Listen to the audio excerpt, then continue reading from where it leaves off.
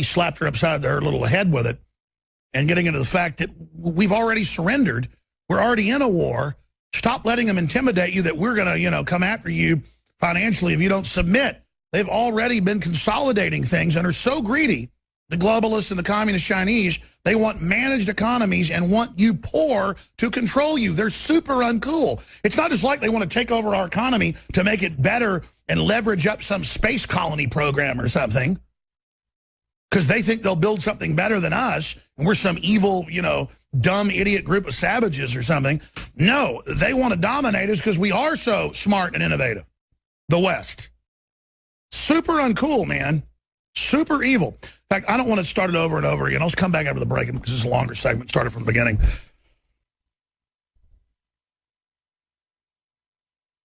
But I tell you, this is just an amazing time to be alive right now. And then I've got all this other news I haven't gotten to yet.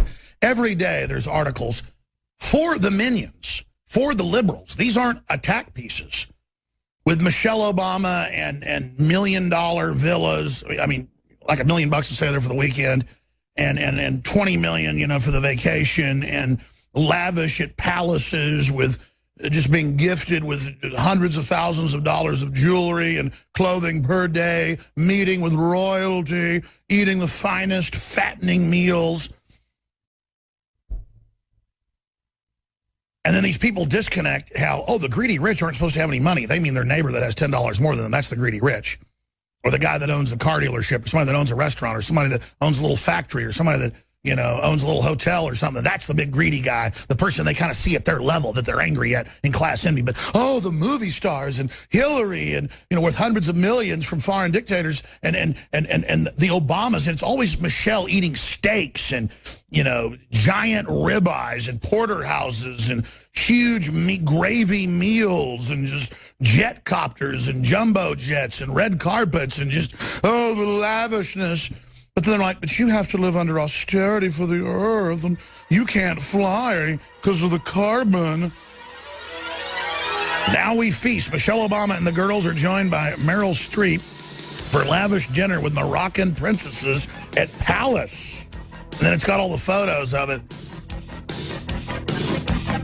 And it's just these weird, hateful criminals that push communist ideology. She's like Kim Jong-un. I just detest her. I detest her. I worked out for a little over an hour this morning, and I was flipping between Fox News, CNN, MSNBC, and CNBC, mainly to miss the commercials, but also to monitor globalist transmissions. And even Fox News, I had to watch probably 30 minutes back and forth to hear them say that it was ISIS that took credit for the attacks yesterday at the Ataturk airport in Turkey that have killed 40-something people now. Bombings and shootings, and the U.S. already has its flights opened, unprecedented, back into it. But watching MSNBC and CNN and others, they were saying nothing. I mean, if a group of, say, right-wingers bomb something, that's all you'd hear. Or if some other group, they would tell you who was affiliated with it. ISIS took credit within an hour yesterday. That was in the foreign newspapers, but nowhere here in the United States. Just like with what happened in San Bernardino, what happened in the situation at the gay nightclub in Orlando, what happened with Major Hassan. Well, for 4 or 5 years, they said that wasn't a terror attack. The Army, Navy, Marine Corps recruiting centers, the cops getting shot by people yelling Allah Akbar in California and in Pennsylvania and in Toronto. I mean, this is happening all the time. You'll have a guy in traditional Muslim garb running around screaming Allah Akbar, shooting a cop in his patrol car for no reason. And then it's not Muslims. And it's just not right. Everybody knows that I tried to stop the Iraq War and all these invasions and stuff, because I knew it was part of a clash of civilizations to stir this up, because PNAC, Project for the American Century, wrote a multi-hundred-page white paper. You can go read it online, detailing the plan, bipartisan, run by that creep Crystal, whose daddy was the head of the Trotskyites after Leon Trotsky got killed in Mexico with an ice hook, an ice hatchet. Old Stalin got his competitor. You are a competitor now. You shall die. And then we got that weird little creep running the conservative movement, hopping around. I mean, it's a joke. I remember I used to talk like 15 years ago about how William Kristol, was the head of the Trotskyites when they created the neocon movement in the 60s, and people didn't believe me. It's like, then it finally was like in the Wall Street Journal and stuff. People went, wow, they're communists? Yeah, they are. And then they merged with this weird Nazi, Leon Strauss, at Chicago Business School, and, quote, became right-wing, adopting a Nazi philosophy of the end justifies the means and dictatorship.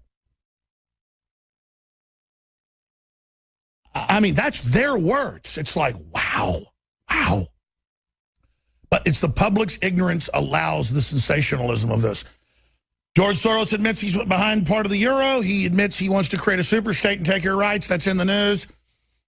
He's involved overthrowing Ukraine and actually putting Nazis in as the first president, unelected, who have rallies with images of blonde goddesses Heiling Hitler firing electricity bolts out of their fingers. Now, I mean, you think the Nazis were weird with nighttime rallies and torches and stuff to bring in all that symbolic mind control of tribalism.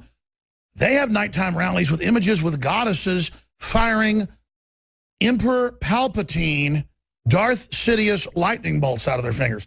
And by the way, if you're a new viewer or listener, I'm not joking. This isn't satire.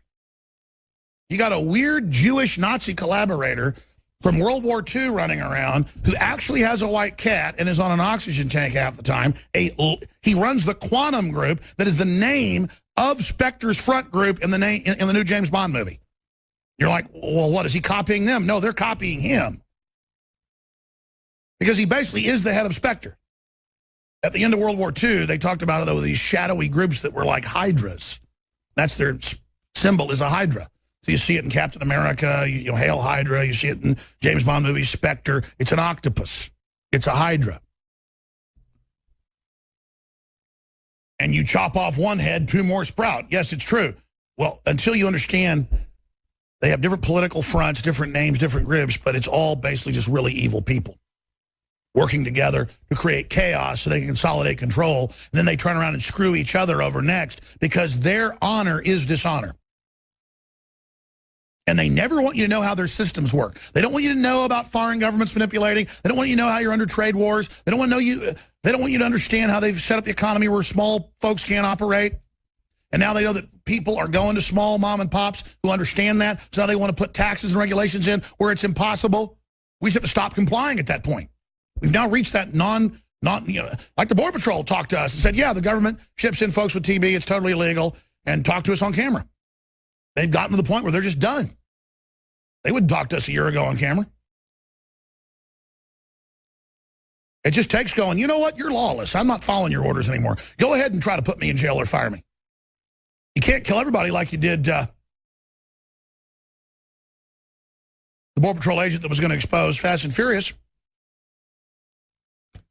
You can't get everybody, can you, Hillary, George Soros, all of you. And if you're not careful and you knock off leaders in the liberty movement, then you turn them into martyrs. So you'd rather just assassinate us politically and assassinate our names, except you're so discredited, trying to assassinate us only makes us bigger. Whether you physically kill us or try to kill our name, all you do is make us stronger. So what do? You just accelerate dumbing people down as much as you can to make them so sick and mentally ill they can't resist. That's really your game plan, isn't it, Cupcake? But it was surreal to sit there. I don't really watch it. I listen to it while I'm working out. And to hear 4 different news channels all talking about the attacks and how we need to give up more rights and have more funding for the intelligence agencies and, you know, and more checkpoints at the TSA. And just like I said they do years ago, I was watching Fox and then I tuned to CNN, same deal. They were like, all talking points. That's when you know you're in trouble. One centralized system. They were saying they want to move the checkpoints out now, not at the TSA. They're going to check you there, but out at the parking lot or maybe at the end of the road. all the terrorists will do is always attack where the checkpoint is. That's why they always blow up the checkpoints. That's the target, dummy. There's more people compacted there than on an airplane. The government knows that. They're bringing them in. They're letting them attack because they've suspended common sense. They've suspended knowledge. They've suspended using your brain. They've destroyed logic. And so they go, we need to check you more at the TSA. We need to grope you more.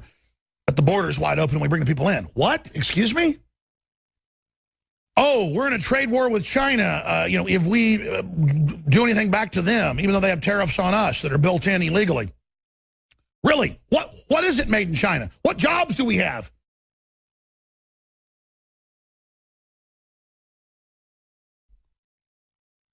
Again, now they admit airport security, long lines, easy targets for terrorists. Mark Zuckerberg, better cover up your webcam and your smart TV. It's watching you. Oh, Zuckerberg, you've discovered it in 2016. You're so smart. He's running it.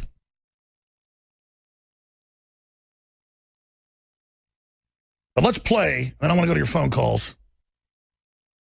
This part of this incredibly epic Donald Trump speech that I think on the Sunday show, I'm going to air most of it with commentary. I think that's what I'm going to do.